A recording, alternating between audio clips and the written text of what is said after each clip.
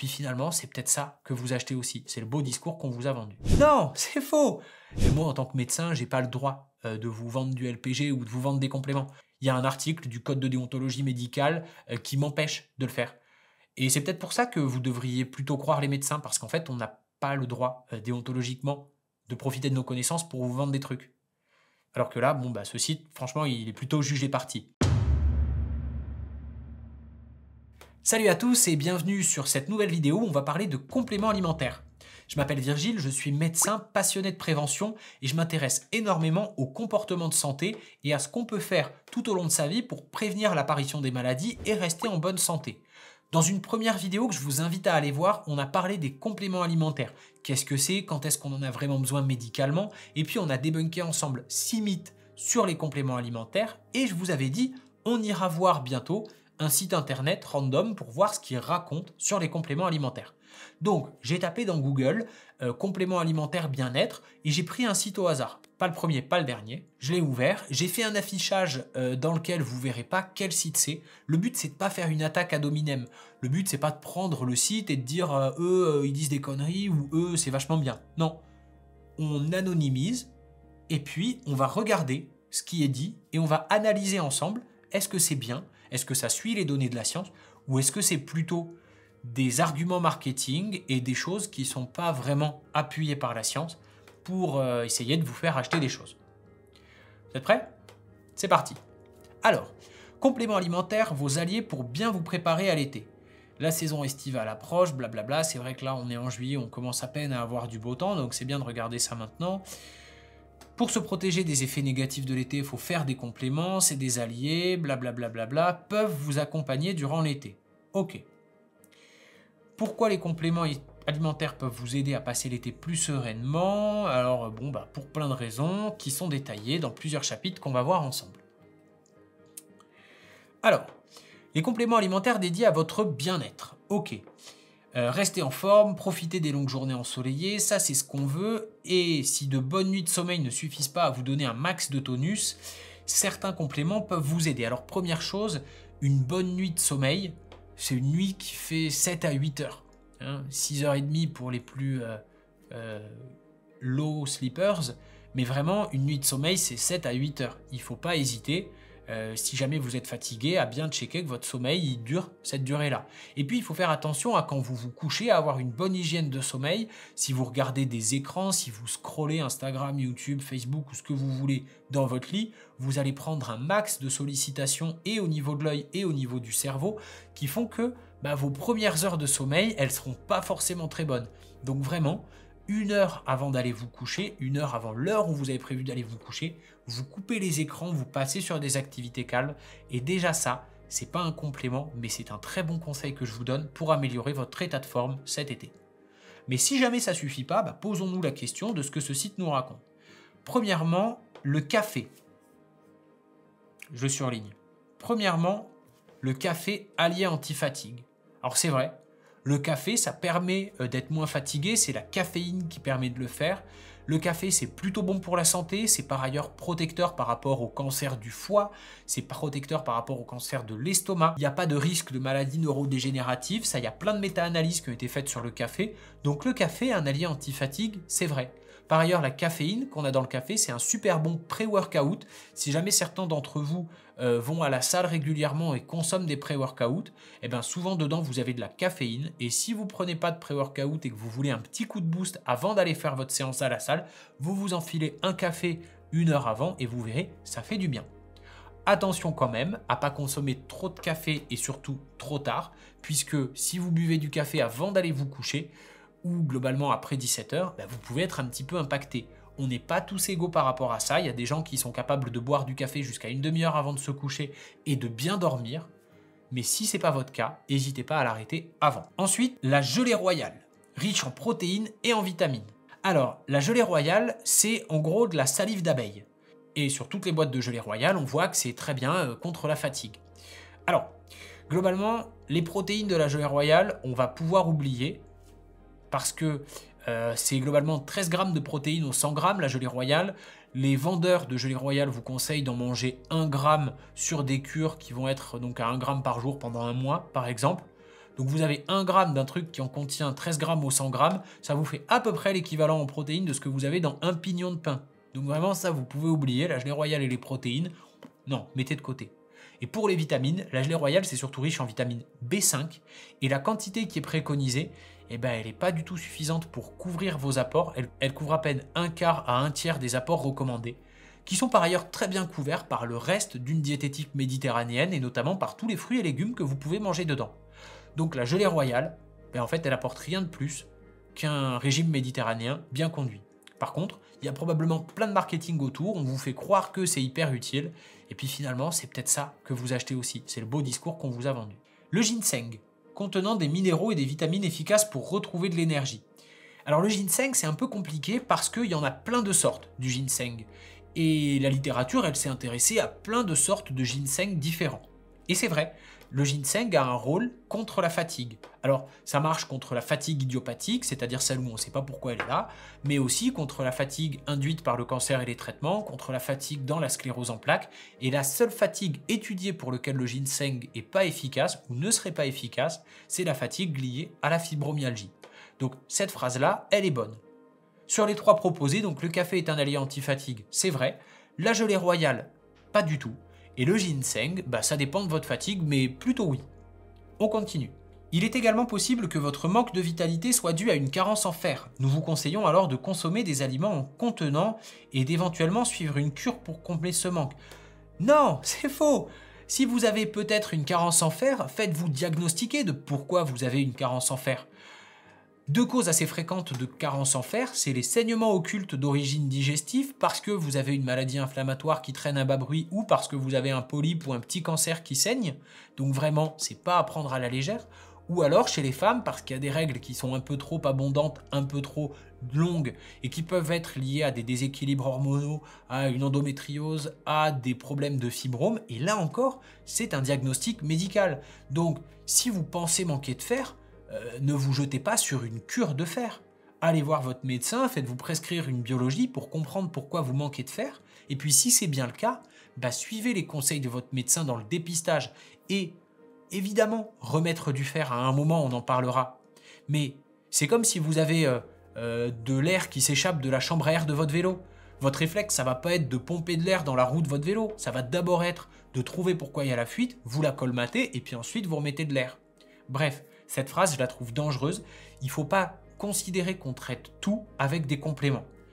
Si votre manque de vitalité est dû à une carence en fer, ou si vous avez un manque de vitalité en général, allez voir votre médecin traitant pour vérifier que ça ne soit pas une carence en fer, et si c'est le cas, faites-vous traiter médicalement. On continue.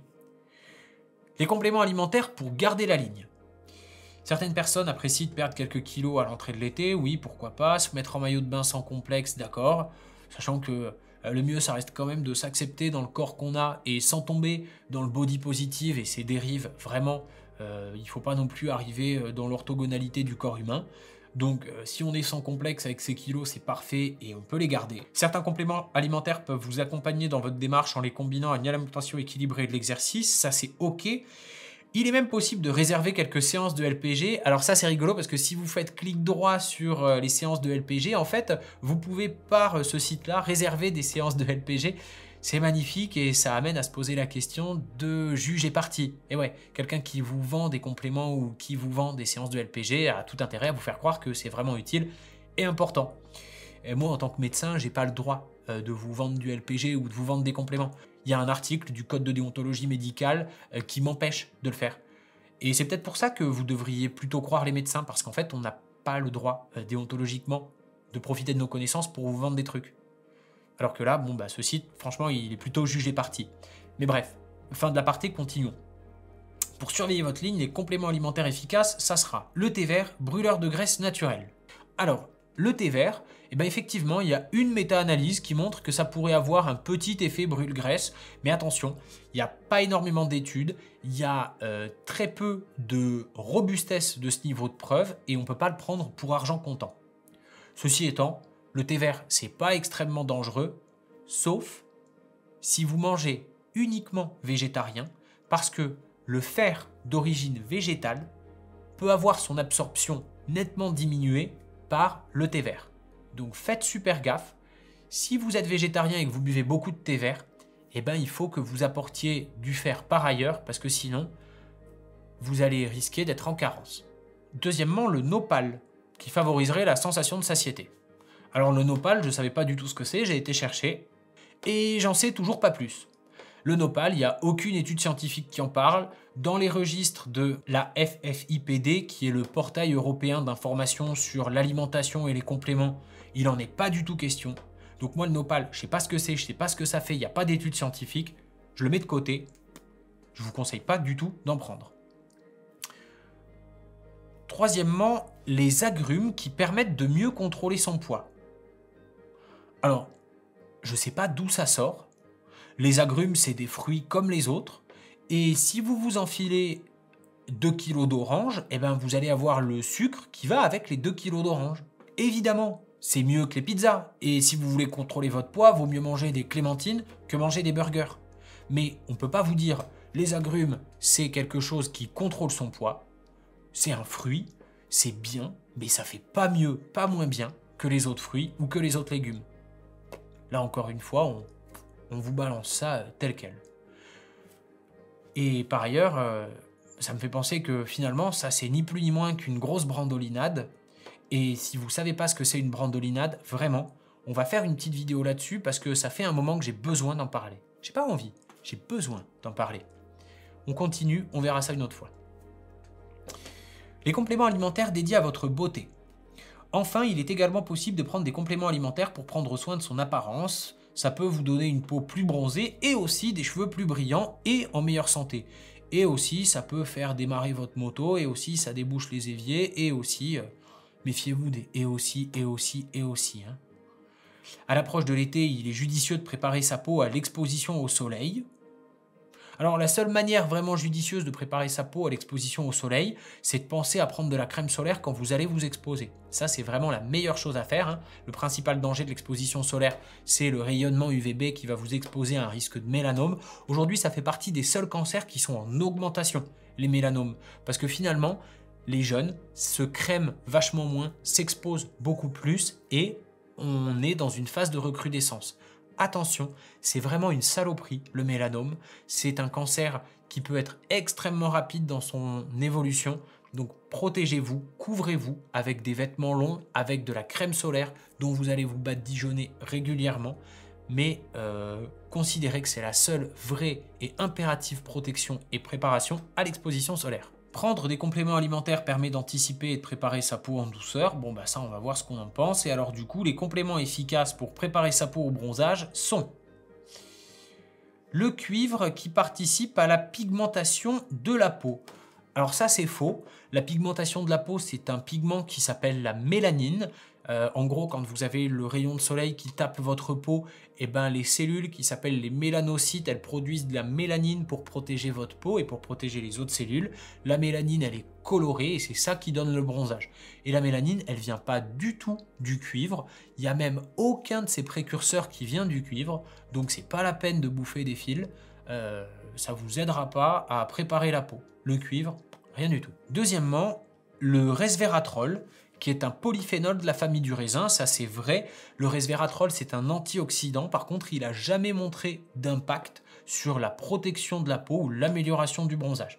Par ailleurs, le resveratrol, pendant super longtemps, c'est à lui qu'on a attribué les bienfaits du vin rouge. Pendant très longtemps, on a dit un verre de vin rouge par jour, c'est super bon pour la santé. C'est absolument faux. Aujourd'hui, il y a beaucoup plus de risques à consommer du vin rouge régulièrement qu'à se priver des antioxydants qu'il contient, qu'on peut d'ailleurs apporter par ailleurs. Hein, le resveratrol présent dans le raisin, il est aussi présent dans le jus de raisin, pas que dans le vin. Donc, on lui prête des propriétés à ce fameux resveratrol qui sont peut-être un petit peu trop belles. Par contre, ça reste un antioxydant et c'est utile de consommer des antioxydants.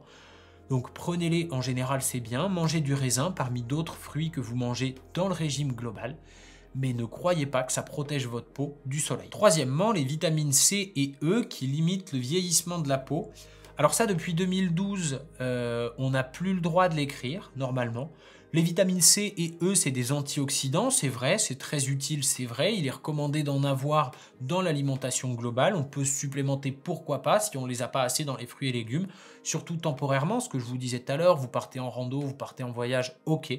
Par contre, la vitamine C, elle prépare pas la peau au soleil, et vraiment, ça, c'est un conseil que vous ne devez pas écouter. Quatrièmement, l'huile de bourrache qui agit sur l'élasticité de la peau. Alors, l'huile de bourrache, il y a eu une demande à la FFIPD. Est-ce qu'on a le droit d'écrire ça pour l'huile de bourrache? Eh ben non, on n'a plus le droit de dire que l'huile de bourrache, elle agit pour protéger l'élasticité de la peau. Mais comme les réglementations, elles sont difficiles à appliquer parce qu'il y a peu d'acteurs qui peuvent contrôler, il y a encore beaucoup de sites qui l'écrivent. Donc l'huile de bourrache, bah, vous oubliez. Les légumes riches en carotène comme les courges et les carottes pour stimuler la mélanine de la peau. Alors il y a une méta-analyse en 2024 qui contient énormément de peut-être et énormément de conditionnels. En gros, cette méta-analyse, elle dit: on a pris plein d'études qui évaluent l'impact des bêta-carotènes qui viennent des carottes, des courges ou des aliments qui ne sont pas oranges. La tomate, par exemple, c'est un fruit qui est plein de caroténoïdes et donc qui est pour autant rouge la plupart du temps. Bref, cette étude, elle a pris tous les aliments riches en caroténoïdes, mais également des supplémentations, et elle a regardé ce qui sortait de ces études. Et il y a énormément de peut-être que ça marcherait, il est possible que, on suppose, on pense que peut-être dans certaines conditions. Donc méfiat, aujourd'hui on n'a pas assez de preuves et ne comptez pas uniquement là-dessus pour préparer votre peau au soleil. Par contre, parmi les 5 conseils de ce site internet, c'est le seul que vous pouvez garder comme possiblement utile. On continue. Les aliments et compléments alimentaires indispensables en été. Alors ça, c'est magnifique. Indispensable. Indispensable, ça veut dire que c'est comme l'oxygène ou l'eau. Hein. Si vous ne les prenez pas, il va vous arriver des grosses bricoles. Alors vous savez à présent pourquoi prendre des compléments alimentaires avant, pendant et peut-être après. Nous vous proposons de découvrir 4 types de compléments alimentaires qui vous permettront de combler certaines carences et qui seront très bien. Ok. 1. Le magnésium pour rester hydraté. Ok, pourquoi pas. En été, il est courant d'être sous-hydraté. Sous-hydraté ER, magnifique. On leur enverra un Becherel. En raison des fortes chaleurs. Ça, c'est possible. Ouais, vous buvez pas assez d'eau ou pas assez d'électrolytes et vous restez pas assez hydraté. Le magnésium est un minéral qui aide à conserver les électrolytes. Non, c'est faux. Le magnésium est un électrolyte comme les autres, comme le sodium, comme le chlore, comme le potassium. Globalement, un électrolyte, c'est un minéral qui est chargé électriquement, positivement ou négativement, et qui va être dilué dans un liquide. Donc l'eau, en fait, c'est plein d'électrolytes, plein de sels minéraux. Les électrolytes sont essentiels pour le bon fonctionnement du corps humain en vous aidant à rester bien hydraté, ça c'est vrai. De plus, le magnésium permet de lutter contre les insomnies et possède des vertus anti-allergéniques et anti-inflammatoires, et lui aussi vous aide à démarrer votre moto et à déboucher votre évier. Et ces dernières assertions, insomnie, anti-allergique, anti-inflammatoire, c'est faux. Ça n'a jamais été montré que le magnésium était utile pour ça. Donc est-ce que le magnésium il sert à rester hydraté? Bah ouais, comme le sodium, comme le chlore, comme tout ce que vous avez dans votre bouteille d'eau avec des sels minéraux. Est-ce que l'été, quand on transpire plus, il faut compenser la perte de sels minéraux? Oui, évidemment. C'est pour ça qu'on conseille par exemple aux trailers ou aux gars qui font de la course à pied, aux femmes aussi, qui font de la course à pied l'été, de boire de l'eau, mais de boire de l'eau enrichie en électrolytes avec des solutés de réhydratation, parce que si on boit que de l'eau pure, eh ben on va se retrouver avec un moment avec trop de molécules H2O et pas assez d'électrolytes, et ça peut être gênant. Mais le magnésium, vous n'avez pas du tout besoin de vous en complémenter, de vous supplémenter avec pour rester hydraté l'été. Deuxièmement, les oméga 3 des acides gras pour lutter contre les allergies. Alors on peut s'arrêter tout de suite, c'est faux. Les oméga 3 sont essentiels à notre organisme, ça c'est vrai, qu'il n'en produit pas lui-même, ça c'est vrai, évidemment, et c'est pour ça qu'on conseille d'en manger dans les poissons gras, notamment, c'est des acides polyinsaturés qu'on retrouve dans le poisson, c'est vrai, certains végétaux, c'est vrai, et ils luttent contre les allergies, c'est là où le bas blesse, ça c'est faux, les oméga 3 luttent pas du tout contre les allergies. Ainsi, une cure d'oméga 3 permet de prévenir certains troubles allergènes fréquents l'été, ça c'est faux. Par contre, une cure d'oméga 3 va leur permettre de gagner un petit peu de pognon, et ça je suis sûr que ça leur fait très plaisir puisque tout le monde aime gagner un petit peu de pognon. Donc non, les oméga 3 c'est pas du tout indispensable pour l'été, par contre c'est indispensable pour la vraie vie en général, et manger varié, manger des poissons gras, manger régulièrement des poissons gras pour avoir des oméga 3 mais aussi des oméga 6 régulièrement et suffisamment. Ensuite, la carnosine pour lutter contre les effets des soirées bien arrosées. Alors en été, certains excès peuvent impacter votre santé, c'est vrai, mais pas que en été. Hein. Si vous faites une soirée bien arrosée l'hiver, vous allez choper une gueule de bois bien carabinée. Et puis si vous faites des soirées bien arrosées trop régulièrement, il va vous arriver des bricoles, c'est pas que l'été.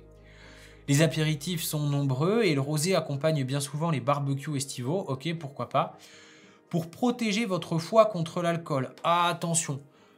Dans la catégorie des types qui n'ont pas vraiment besoin d'être protégés, le foie, lui, il est élevé. Je ne sais pas si vous avez vu la photo qui traîne de Floyd Mayweather, qui est un des plus grands boxeurs du monde encadré de 4 gardes du corps. Le foie, c'est pareil. Hein.